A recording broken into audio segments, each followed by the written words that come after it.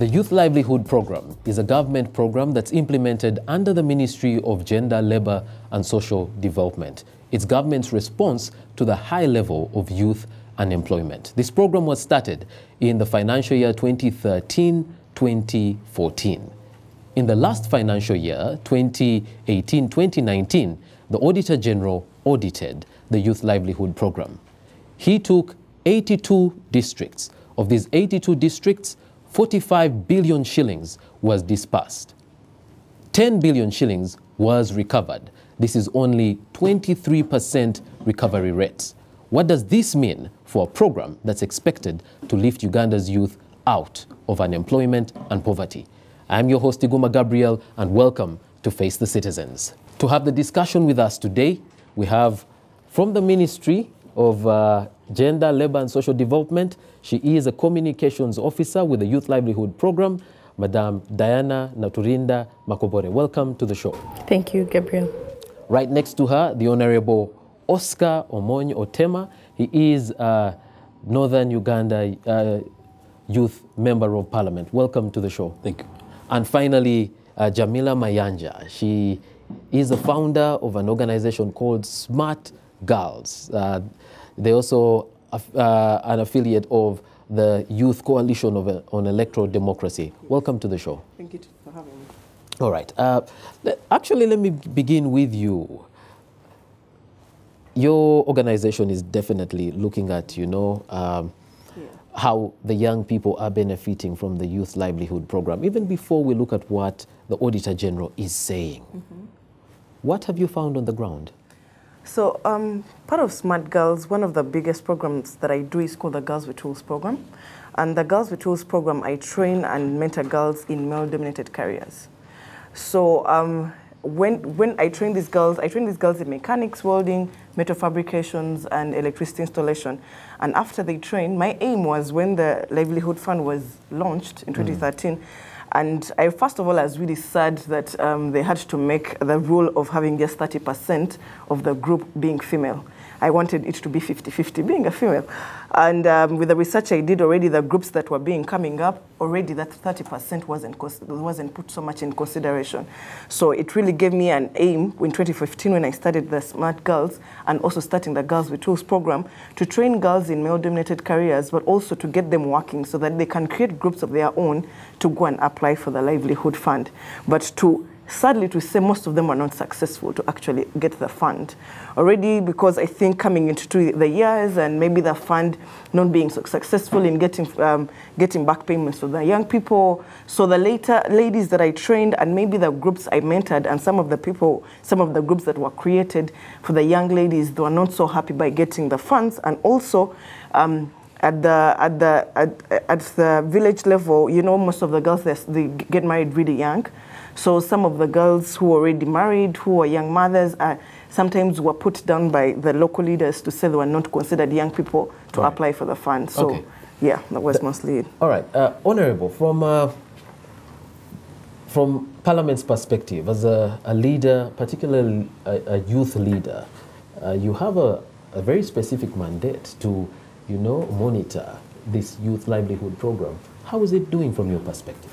Well, thank you. As a youth member of Parliament, one of the roles that members of Parliament have is an oversight role. And I think those are some of the roles that some of us have tried to engage. As a youth representative from Northern Uganda, I would like to appreciate this program, first of all. It's a very good program for the youth.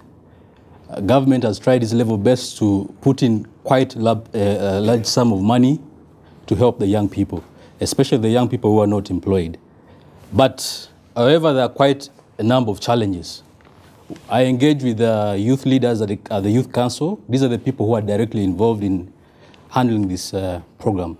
And I've picked quite a number of issues that have been happening. And that's why it has led to low recovery of this fund. One is the inadequate training of young people. As my sisters just mentioned, it's money is something very interesting. Anybody in this country or in the world, before you engage somebody in getting money, I'm a business person. If I go into a bank and I want to pick money, I need to know where I'm going to put back that money. What I've realized is that many young people have not known the cause for this money. They have not known that this is a revolving fund, money that you need to pick, and at the end of the day, you need to pay back. So we have seen some young people abuse this mandate, but of course, we cannot also blame them 100% because some of these young people don't go through rightful training. You know, when you get the tools, when you get the skills on how to manage your business, then you can go forward and pick a certain amount of money. And then you should know in the back of your mind that tomorrow I need to refund back this money because the next person is supposed to get this money. All right. Yeah. We've actually done a show before, about a year ago, where we talked quite a bit about this issue of repayment and sensitization. And today we'd really like to build on that. Just in case you didn't watch that, you can go to our YouTube page and you actually can catch that discussion. Madam Makobore, let me read from the Auditor General's recent report. He says, the government should reinvigorate the program by ensuring that youth groups are adequately sensitized on enterprise management and group dynamics before accessing funding. According to what you've been telling us from the time the Youth Livelihood Fund began, is that sensitization is being done. It is actually done. You are a communications officer. This report is from 2018, 2019. A number of years into the program. Is this an indictment on the way the program is being run? No, it's not an indictment. But I will emphasize it once again, that training is done. What may not be done is that it is inadequate. But training is done. It is inadequate, but it is done. What causes the inadequacy of the training is that you find that districts have limited technical staff to do the continuous training, because you cannot train somebody for 2 days and think they have come. So it's supposed to be continuous, but sometimes districts also lack technical support, that they don't have sufficient staff to do the training. And also, secondly, is that some of these people are invited and they don't turn up. And thirdly... Yeah, but if the youth are invited for training and they do not turn up, then why go ahead and give them the money? Some do turn up. You have a group of 10 to 15 people. So all the 10 may not turn up, but 6 will turn up. So, and we hope that the 6 that have turned up are going to train their colleagues that have not showed up. So that is the assumption that we have. But largely, training is done. So let me ask, do you require all members to be present for the training? They should. Then groups should attend. If they all don't attend, why do you go ahead and give them the money? Like I said, you're handing money over to people that are not ready to manage it. Like I said, and then we get surprised when they misuse it. At one point you missed a class, didn't you? No, I did. What do you mean? Didn't attend a certain lesson? A certain lesson, yes. And if you did not attend a lesson, that did not cause you to fail. Yes, but if, so just hold on, using that analogy, if it is a system of continuous assessment, if I miss a class where I am being assessed, it means I lose those marks. In the same way, if you are required to be present for a training in order to get the money, you shouldn't get the money when you haven't received the training. No, Mr. Iguma, I think you're being hard on yourself and also hard on the program. But I'll give you an example. I'll give you my own example. That in some cases I missed a lesson, but that did not mean that I failed that exam, because there are discussions and there are continuous assessments. So if I missed a class, there's catch-up time. All right. So what I'm saying is, they may not all show up, but those that have showed up, we hope that they do what? They train their colleagues.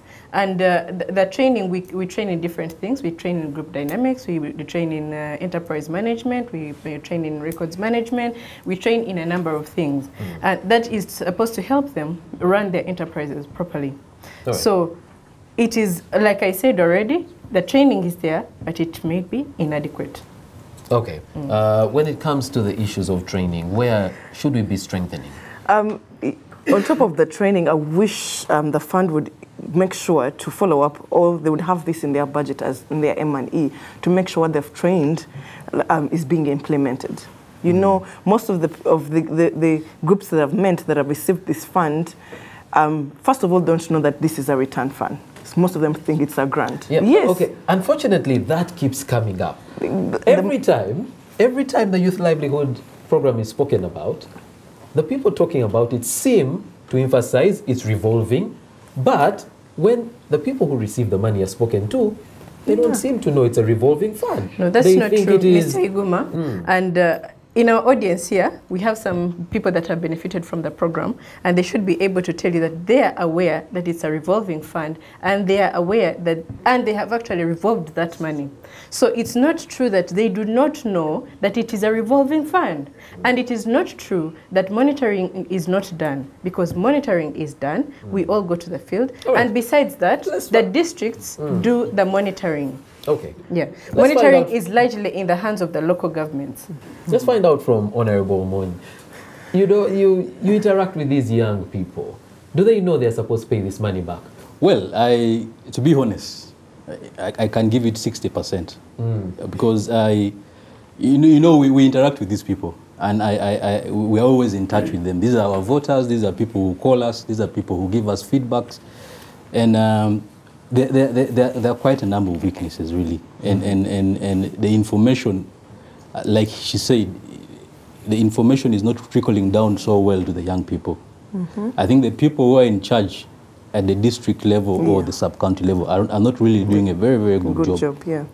You get the point? So they need to really sensitize these young people. It's a program that some of us will always support, and this program should keep running. But, at the same time I was talking to somebody, saying if government can always give money like this, we should not be having issues of unemployment in this country. That's if the program is properly implemented. Yes, Diana. I could respond to my friend Oscar, because we seem to be on one side, but so we shouldn't be clashing. But I would like to ask him, if he says one of his roles is oversight, what does he oversee? Because one of the things is to monitor the program.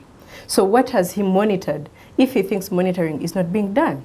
And secondly, as an MP, he should be going on radio. No. His level of monitoring is different from yours. It is different, Yes, and mine is also different from the local governments. So we are at different levels of monitoring. And from his monitoring, he's saying the youth actually do not know sufficiently that they should pay this money I am coming back to that. Right. Because as an MP, he is one of the people that carry out sensitization on radios and in other means that they use to sensitize the program. There's something else. And yes, a youth MP. I thought you said you're on the same side. Yes, we are. And she's hitting me now. No, I'm not hitting you. So listen. But I just want it to be a point of reflection. I'm not hitting you at all. But it would be a point of reflection that as a youth MP, one of the things, if it is to monitor and to oversee and to sensitize, then both of us would be to blame. But we are not blaming each other. I am saying we are doing our best. But maybe somewhere, somehow, you may not know. But Iguma, you and I know that we have talked about this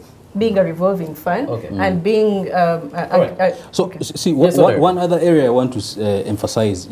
As politicians, we also have a small problem because, when you go down to these villages and these local politicians, and there's a way they also disorganize the mindset of the young people. They tell them this is government money, is free money. So we're also having that challenge of leaders who want to take advantage of this and for political gain. So that's also another challenge that we're facing around here. What can be done about that? Because if the politicians, if for example the people from the Youth Livelihood program here in Kampala have ensured that people know it's a revolving fund, then the politicians go and tell the people, no, this is government money. You spend, you don't have to pay. What can be done to deal with that? Because it's basically undoing good work that has been done. But the work all gets back to people like us who are in charge. I know we need to come in and keep sensitizing these young people. We should tell them that this fund is not for, it should not be politicized. It should not be for either NRM youth or FDC youth or something. It's for everybody. All right, we're actually going to come back to that issue of who are the beneficiaries. But yes, it is worth emphasizing that the Youth Livelihood Fund is actually a revolving fund. So when you receive the money, pay back so that another young person who was in the position where you were can be able to receive that money. Let's go for a break. After the break, we continue the discussion.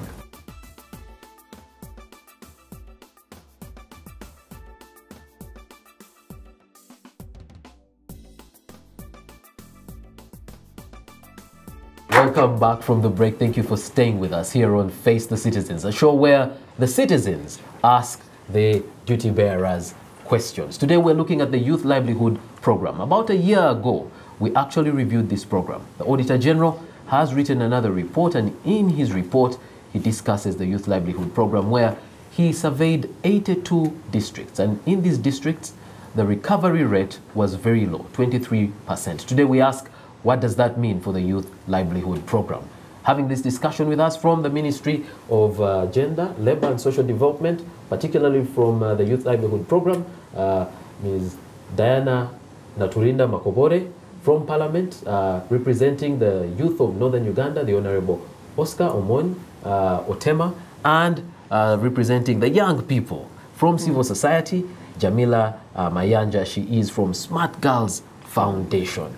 Before we went for the break, you know, we're talking about the whole issue of sensitization, whether young people know if this is a revolving fund. And we left off when you were talking about, you know, people should know it's not about this being for NRM or what have you. Let me actually start with Jamila on this one. What is the perspective of the fairness of benefiting from this fund, from the young people? I would love so much, it has been itching when the MP talked about the politicizing of the fund. I love this fund. It actually inspired me to start Smart Girls Foundation Uganda and to empower the girls. But it's so sad that as much as the information is there isn't enough information. And the local leaders, as he said, the chairman, the very local leaders use it to their advantage to try and say this is free money, or and to rally their people who they feel are ready for that fund so that they can use them after when they're making for campaigns. Remember, I give you money to start a business, so you need to get me in power. So that was also a problem that we got with most of the young people complaining that some of the local leaders, actually when we were in Gulu, some of the young people told us when they had a very good business plan on getting cows and everything, but the local leaders failed them to get the fund because they were an opposite party. So that was a problem. And also, I would like to say so much, when we went still down to the, to the district, the local leaders, their excuse for not implementing M&E and going to visit if these guys actually are using the money rightly was because they didn't have fuel in their motorcycles that were provided by the Livelihood Fund. So I would ask as the ministry if these funds have been allocated to make sure that this the fund is running very well. They should also go out and make sure it's used very well. Because they leave it that way. Madam Naturinda, we've seen motorcycles being given out. We've seen the platforms, you know, being used, and people's, you know, the government has given you, therefore young people in turn vote this government that has cared about you and given you this youth livelihood program. Are we over politicizing this thing and therefore killing it? No. Number one, most of the money that government sends to youth livelihood program is largely for projects. And what remains as operational funds sometimes is inadequate. But there is little budgeted for the district youth chairperson to do the monitoring. There's for RDC, there's for COW, for the chairman LC5, and the DCDO, who is sometimes the focal point persons. Now, what happens is, and we visited the same district that she was talking about in Northern Uganda. We've been to Gulu, we've been to Nwea, we've been to Omoro, we've been to Agago, and so many other districts in Northern Uganda. You're speaking Honorable's constituency. Yes. And what we were encouraging is teamwork, that one person should not go alone. Like the DYC should not go alone if the funds are not sufficient. We should go as a team. If the chairman LC5 is going or the COW is going and they have a car, they should bring other people on board and move together to monitor these programs to make sure that the limited funds are able to cover the little that is there. So the funds are there, but not so enough for them to do as much as they can. But they do the monitoring, they do sensitization and all that is required for the program. All right, let's take questions. Yes, madam. Hi, I have two questions for both Diana and Oscar. The first question is, we keep on having the same issues over and over again about the program. So why isn't it being redesigned to address these issues? The second question is, I am by the time I actually come for money, to ask for money for help to start my project, I'm actually broke. Now, like any other business, just as a very high, maybe it won't actually work out. If I buy cows, they'll probably die or something. And then you expect me to actually repay you that money after 1 year. And I'll probably end up going in hiding because I'm scared you're going to come and arrest me. So what is being done to make sure that instead of making the youth scared of going to jail, you can actually figure out a way of giving them a second chance. All right. In case things don't work out. Just this week, one MP said that youth hiding from police because of youth livelihood money have created what they call hard-to-reach districts. Because of their yes, sir. You're going to respond to that. This is Ruben Kamia, and I think I'm an authority here to speak about the youth livelihood program because I'm a direct beneficiary. Okay. From Kawempe. Our group is Up and Soa Metal Fabrication Group. So we received these funds in 2018. That was in August. And to let Diana off the hook, to be sincere, the process that you go through to get these funds is really thorough. Yes. And I know it was a very, there were a lot of checks and balances for us to be able to get these funds, and a lot of visits and monitoring and trainings were carried out. And honestly, we were sure that this fund is revolving, and they even provided us accounts, especially, of course, we're under KCCA, on which we should remit these funds every month. So, for example, if one receives this money and you are given an account on which you're supposed to remit funds every month, I don't know how you can tell me later on so that. Have you been paying back? Yes, we've been paying back. All right. One of the questions that has been asked over and over again is, you know, one government program comes with money in sacks and gives money for free, and another comes and gives your neighbor money and says, pay back. Has that affected you? Yeah, that's true. Because of the political dynamics that we have in the country and the perception. Actually, that was my other point. The effect, the problem that YLP has received is perception of youth, among youth in Uganda. For example, a lot of politicians, community leaders, they always come and tell you this money is free of charge. Okay. Despite the fact that all efforts from the ministry and from our sub-counties that we're supposed to revolve, and we signed memorandums of association. Okay, of understanding, okay. So basically, my concern was that it's not necessarily a question, but it's just a highlight or a concern. All right. The only challenge that we received from the YLP is our application was filed in 2016. 2016, you got money in 2018. And we got the money in 2018. So we presented a budget. Were you even still a group by that time? 2 years? No, of course, we were already intact, and probably we knew what we wanted. But the budget we presented in 2016, a lot had changed by the time we received the money. So probably for us now, we are a case in point, we're in metal fabrication. So most of the machine, for example, if you had budget for a machine that is maybe 1M in 2016, by the time we receive the money to procure, is maybe at around 1.5. So things were not feasible. Right. But of course, we had to work within the budget. However, we try to make ends meet and probably liaise with our officers at the sub-county. All right. Thank you, Ruben. But maybe lastly, yes, the challenge, the other challenge that I can see that Diana faces with her team, those that are doing the monitoring is, for example, in Kawempe, our office that has to oversee over 60 groups that benefited from YLP has only 2 staff at the Gombola.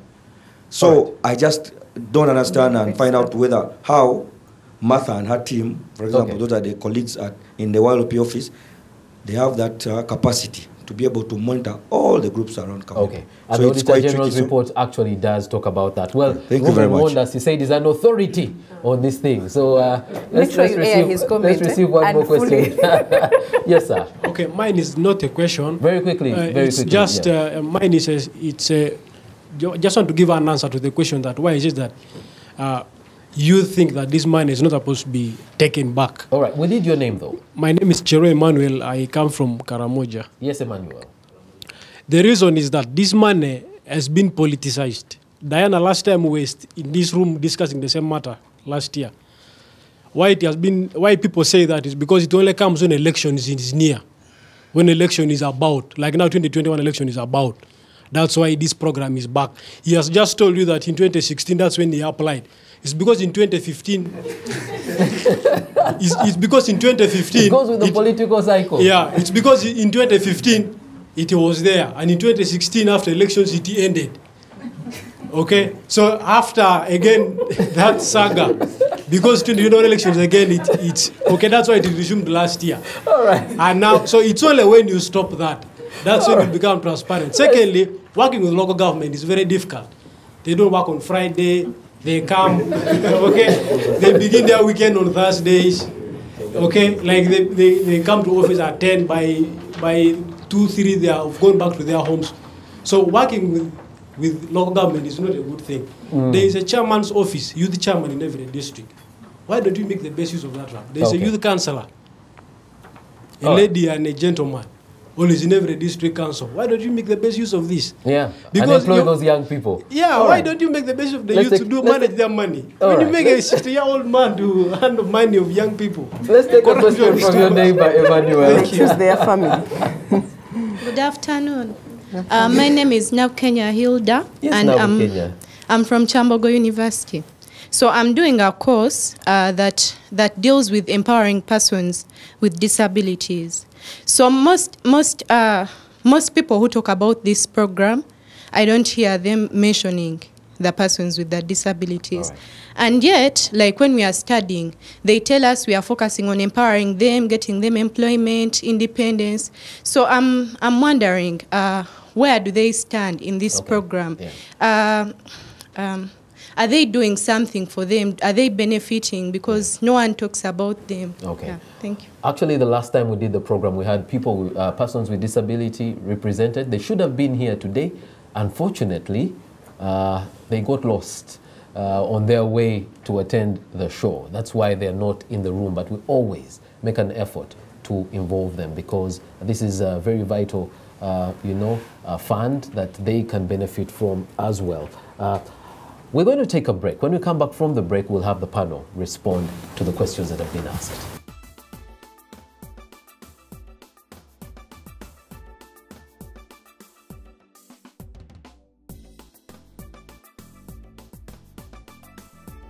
Welcome back. This is Face the Citizens. I'm your host, Iguma Gabriel, with a panel of 3 discussing the Youth Livelihood Program. This is in the context of the recently released Auditor General's report, 2018-2019. The report shows that the recovery rates are low. Before we went for the break, there were questions from the audience, and we're going to come to the panel to respond. But because the show is called Face the Citizens, we will take 2 more questions from the citizens, and then we will come to the panel. Yes, madam. I'm Diana, and my question is to Diana. Basically, she said it is hard to monitor fund that is given to the youth. Is it possible for us, or is it possible for you people to find a physical or a sponsor or an organization that can receive fund on behalf of these youth, because they take advantage of you assume they take advantage of the funds that is given to them? Okay. Thank you, Diana. First, wait, Gabriel, I need to get her question properly. I did not get it properly. So the money not being given directly to the youth, but to an organization to handle it on behalf of the youth. So that it becomes easier for you people to monitor. So you hold the organization to account. All right. I'm called Dongpeng Dickens from Kitgum. According to the report here, I want to give a question, and this will go direct to Diana. The auditor report is trying to tell us here that 9% out of the people who are given the money failed to pay back, or they failed their enterprises due to diseases. And according to what they have written here, for example, swine fever, I would like to ask all the 10 or 15 members in a group, could they be all of them, like for the case of swine fever, could they all be affected with the swine fever, whereby no one was there left to manage the business on their behalf? All right. I think the swine fever there is to the animals, not to the people. To the animals. Yes. Hey. The animals died of swine fever. Sorry for that. And then another question is, I want to ask you then, how often do you guys carry out the sensitization in each and what? Okay. And in each and every district? All right. Yeah. Thank you very much, Dickens. Let's respond to the questions. Diana, majority of the questions were to you. Okay. Number one, I'll respond to one who talked about redesigning the program. I would like to say that programs are made for a period of time. So this one was a 5-year program with the opportunity to review after 5 years. There's midterm and then the full-term reviews. So we didn't do the midterm, but we did the end-of-term review. And the program is being redesigned. We have YLP Phase 2, and it is taking into consideration some of the challenges or the lessons we have learned from YLP 1. And one of the things I can tell you that we are working on is reducing the group size, enlarging the catchment area, because originally people were supposed to come from one village, but now we can go to a sub-county or more sub-counties for as long as people are willing to work together. Then we are also encouraging value addition, because the Phase 1, YLP 1, encouraged everybody who is willing to do business, whether you have experience or you don't have, whether you've ever done or you've never done anything, but you're willing to start. We funded those ones and we did the training that we could for them to start. But now we are encouraging value addition, and with emphasis on those that already have something that they are running, the already existing projects, so that we have less failed cases. You also asked about projects that have failed, what happens to them? It depends on the cause of failure.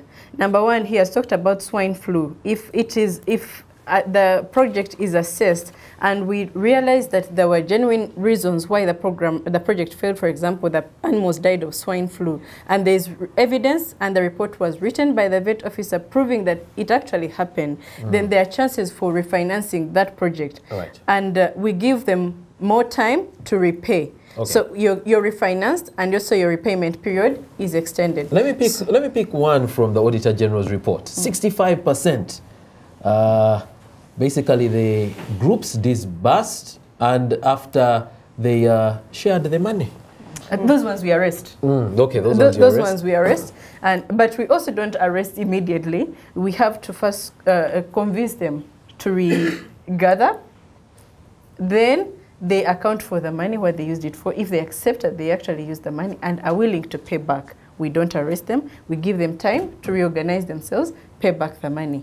Those that are defiant and are running, those are the ones that we arrest. We don't arrest everybody that has not paid the money, but those that are defiant and have deliberately defaulted on the guidelines, program guidelines. Those are the ones that are arrested. But those that have genuine concerns are refinanced, and also their repayment period extended, because you have a maximum period of 3 years to repay back YLP money. But we can extend by another year or 2 years, depending on the project you're implementing.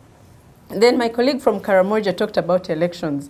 Now, I would like to inform you that YLP started in the financial year 2013-2014, and it ended in 2018-2019 financial year. So the elections were in between. And remember, we have elections after 5 years. So you cannot say that we cannot start a government program because elections have to come. They'll come anyway. So we still have to have a program running, and regardless of elections. You said working with local governments. Working with local governments is very difficult. That one I cannot talk about because that is a different ministry of local government, and I cannot start passing blame. And working with DYCs and councillors, DYCs are the people that we work with closely, and from information you have, you know that they are the people that we gave motorcycles, and we gave councillors bicycles to help in monitoring the youth projects. So those are people we work with alongside other people in the community. So the youth are giving you feedback that working with the people at the district level and those other levels, it's difficult because holding them to account is very hard. It is not very hard because we have grievance handling mechanisms that the youth should be able to use to make sure that their challenges are managed. But working in any organization can be difficult depending on your attitude and how you look at things. He talked about swine fever, that it attacked 12 people. Swine fever attacks animals.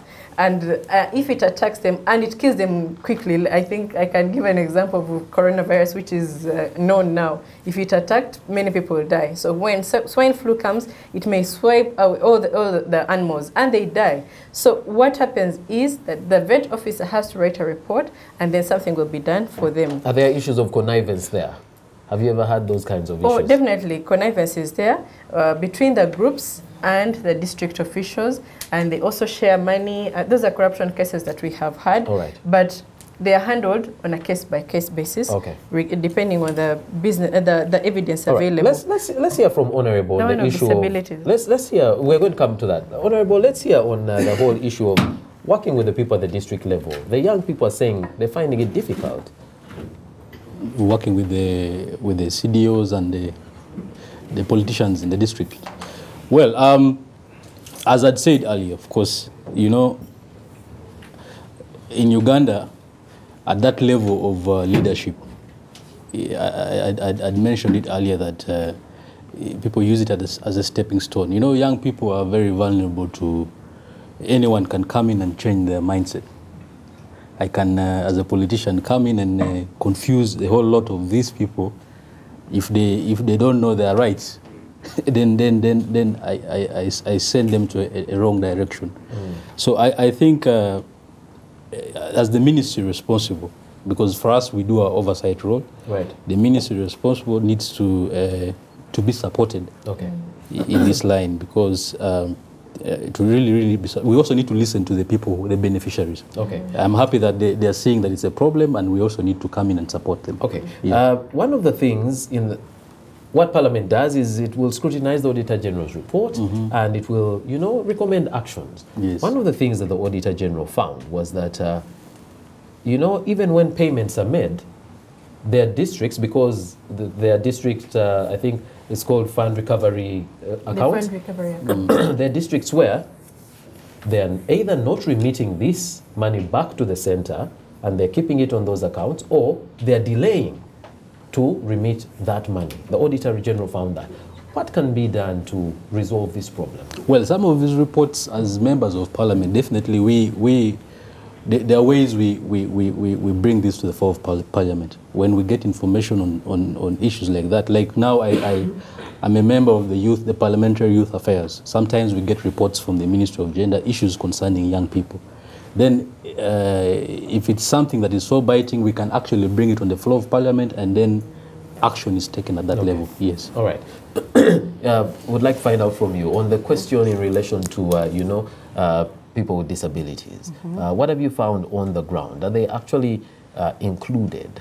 Yeah, I would like to agree with her, and I would like also Diana to mostly say about that.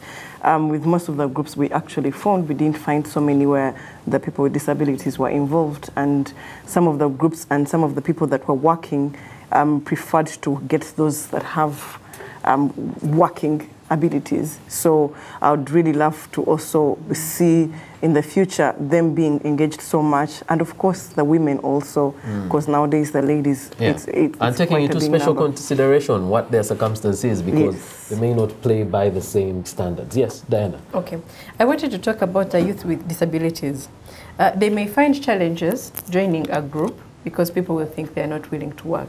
But I would like to assure her. No, and Jamila is telling us that people actually prefer to have a group of able-bodied people, and they discriminate against the youth with disability. Yes, that is what I'm re-echoing.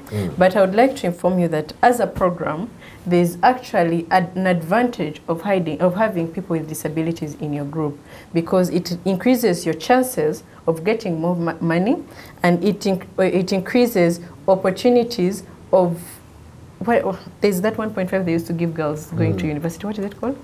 No, it's affirmative action. Yes, the affirmative action for people with disabilities also in YLP exists. That people with disabilities, if you have them in your group, you have chances of getting the money you want. You have chances of extra points for affirmative action, really. Yeah. Yes. Okay. If you summarize it like that, that it helps them. Groups should be encouraged to at least have a person with disabilities, but they find it as a challenge that when they come, they are not able to manage the project like others. So they are discriminated, like other discrimination and stigmatization. But it is one of the things that we encourage, and we have people with disabilities. I came with a copy of our report like this. You'll see that there are a number of people with disabilities in this report. So we don't discriminate them. It is an advantage to group projects to have people with disabilities. All right. Unfortunately, we're out of time, so I'd like to ask you what, first of all, when the Auditor General says in some districts, the money is collected to that account and it's not remitted to the center, have you found this to be a challenge as well? It happens, yes. And what's being done about it? First of all, it reduces the opportunities of having the revolving fund. Yes. Because it is the amount of money that you receive that will be revolved. And that money is for that district. It does not come back to the ministry or to government. So if we give a district 25 billion and they're failing to recover it, or they are not remitting it to Bank of Uganda, that means they cannot have those funds revolved and they cannot have more youth benefiting. Because now, like right now, this financial year, we didn't have funds given to us for projects. So what we are doing is to use the revolving funds to fund projects. Those that are not recovering and those that are not remitting funds cannot benefit. So they are reducing their chances. That is like one of the punishments we are giving to them, to encourage them be able to collect this money and put it on the recovery account. All right. Honorable, yes. You have heard from the young people, you've heard from the panelists. What are you going to do as an MP? Well, Before funding. as a youth member of parliament, first I would like to advise young people. One is we need to appreciate that the government has come in to put in place money to help us, the young people, especially the young people who are not employed. Well, we need to work together, hand in hand, with the stakeholders involved. You have the ministry that is involved. You have the youth members of parliament that are there. If there are challenges, please get to some of us. We get to know some of these issues. If we do not coordinate and talk, and you don't tell us some of these issues, some of us cannot understand how we can help you. So if the information comes to us as soon as possible, we know how we can summon some of these people from the ministry to get to Parliament, and they'll answer some questions, hard questions, and action is taken immediately. Before I came in, there's a saying that I really like so much, because any society or any organization that fails to handle their challenges, the biggest challenge I see in this country is unemployment.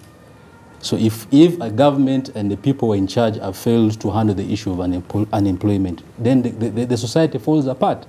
We will get problems in this country, because a big number of young people out there unemployed. The government is trying to put in place mechanisms to help the young people. It's not working so well, but we need to make sure this does not die. All right. Thank you. All right, Jamila, last word from you.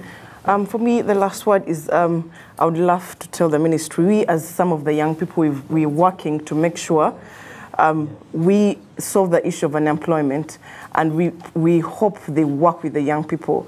I hope they think of redesigning the program to make sure that young people benefit from it maximally and increase the involvement of the women and people with disabilities, and fully communicate it and fully sensitize people wider than what they've been doing, and also to have the staff of the fund, the young, support the young, and to keep out the old, because the old have already had enough. All right. So let's have the young for the young. I hope you're not saying Diana should give her job up. Well, Diana, I am still last young. word from you. Oh, you're still young. Sorry, my apologies. Last one from you. Yes, number one, I want to thank Ruben for coming and for supporting YLP.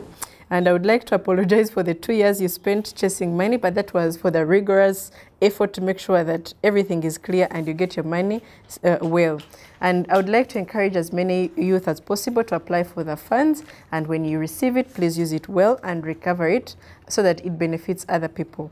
Secondly, we have to change attitude. We have to work with the stakeholders, the local governments. We can't avoid them. We must work with them. Without them, we may not be able to benefit from the program. And there's one person I wanted to respond to, but I cannot find the comment. But we're out of time as well. I thank you for inviting us, and we ask you to invite us more often so that the sensitization is enhanced. We'll continue. All right. Well, we've come to the end of today's show, but the Youth Livelihood Program was put in place in order to benefit the young people. There could be problems with the way the program is being administered, but if you do not report, then those in charge will not know how to solve the problem. So do your part as we ask the duty bearers to do their part. Thank you. Until next time, I'm your host, Iguma Gabriel. God bless you.